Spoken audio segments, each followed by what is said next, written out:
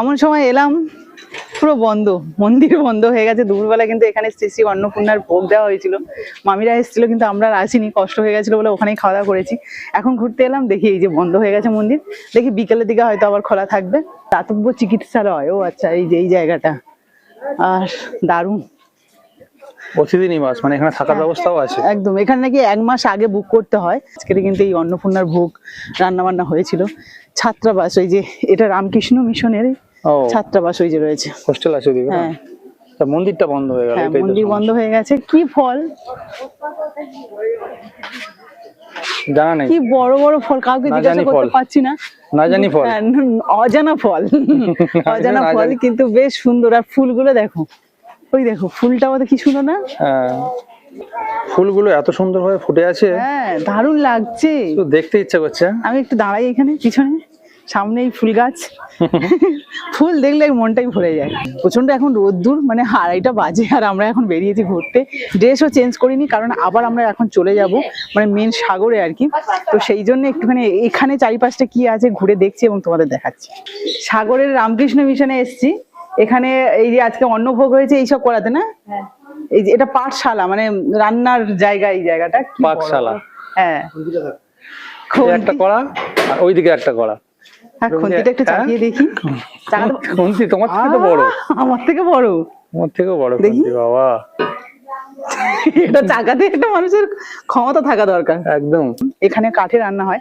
আর এদিকে যে ঘরটা দেখতে পাচ্ছ, এই যে দেখাও, এই ঘরটাতে রান্না হয় গ্যাসে আর কি। আর সেই গ্যাসটা আসে এই যে গোবর গ্যাস থেকে। গোবর গ্যাস থেকে এখানে গোবরটা দেয়, গোবর জল। কোথায় আসছো? এই তো গোবর গ্যাস তৈরি হয়, গোবর দেয় বলছো, এর মধ্যে গোবর জল দেয়। এই তো এখান থেকে যাচ্ছে, আচ্ছা আচ্ছা, এর মধ্যে যাচ্ছে এখান থেকে। হ্যাঁ, এখানে তৈরি হচ্ছে গ্যাসটা। গ্যাসটা তৈরি হয়, এই যে গ্যাসের পাইপ এইভাবে গেছে, ওর মধ্যে গিয়ে কিন্তু গ্যাসে রান্না হচ্ছে। কি আমার এগুলো তো ভীষণ ভালো লাগে, ন্যাচারাল জিনিস। চলে এলাম গোশালাতে। এখানেই কিন্তু গরু থাকে একদম লাইন দিয়ে, ভেতরে আছে তো অবশ্যই যাবো। আর এখানে সব গোবর, এখানে আসলে একটু গোবরের গন্ধ শুকতে হবে, আর কিছু নয়।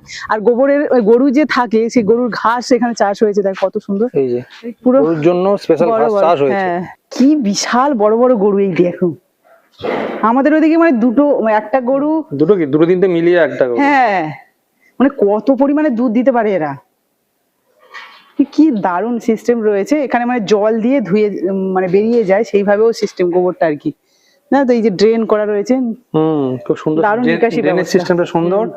গরুর কোনো সমস্যা হবে না, আর গরুগুলো খুব সুন্দরভাবে মানে যত্নে রাখা আছে, দেখেই বোঝা যাচ্ছে খুব যত্নে রাখা আছে, তাই নাকি? সুন্দরভাবে রয়েছে গরুরা, দারুণ দম ফেলছে। গঙ্গাসাগরে আসলে এইসব জায়গাগুলো ঘোরা উচিত।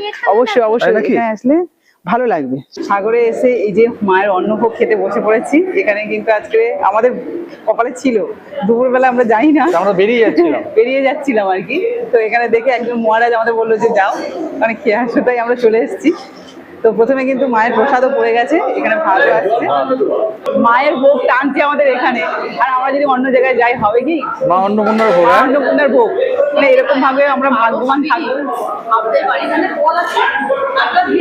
প্রসাদ তোমার জন্য রেখেছি। আর এখানে দেখো প্রসাদ না, হ্যাঁ, আর এইখানে সবজি, ডাল, উচ্ছে, আলু ভাজা, বড়ি ভাজা, এগুলো দিয়ে খাচ্ছি। আরো কিছু আসবে পরপর। শেষ পাতে চাটনি চলে এসছে। কত রকম দিয়ে খেলে গো? অনেক রকম, অনেক রকম। ডাল ছিল, সুন্দর একটা সজনে ডাঁটা দিয়ে একটা তরকারি। আমি জিজ্ঞাসা করছিলাম, এখানে এটা প্রত্যেকদিন হয় না, মানে এটা হচ্ছে পুজো উপলক্ষে? অন্নপূর্ণা, শুধু অন্নপূর্ণা না, বিভিন্ন পুজো যখন যেগুলো হয়। আজকের অন্নপূর্ণা পুজো উপলক্ষে হচ্ছে।